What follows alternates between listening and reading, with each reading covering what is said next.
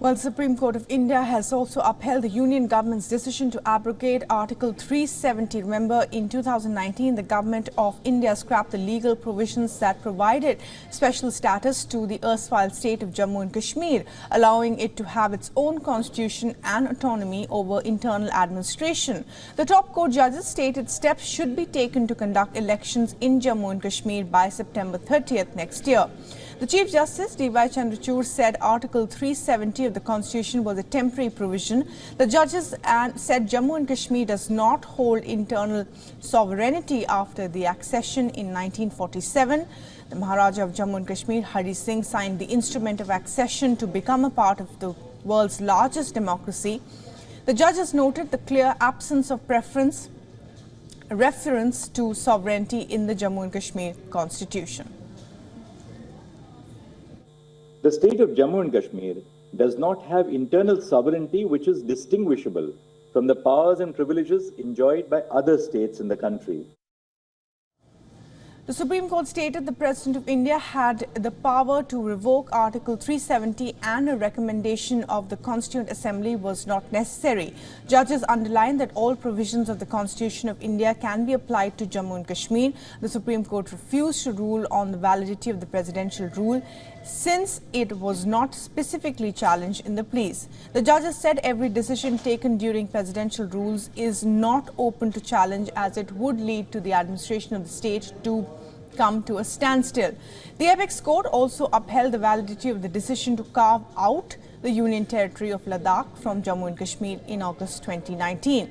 Justice Kaul mooted the establishment of a Truth and Reconciliation panel to investigate and report on the violations of human rights. The Indian Prime Minister dubbed the court's order historic and a beacon of hope.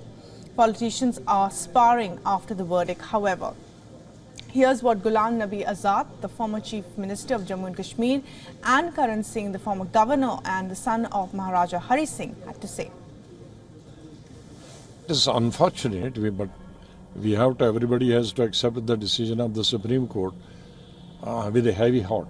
And unfortunately, we didn't expect this decision. We were thinking that the Supreme Court will consider the sentiments of the people of Jammu and Kashmir and also the historical background under which Article 370 was incorporated in the Constitution of the state and in the Constitution of India. That will be taken into consideration. That was our hope. But unfortunately, that has not happened.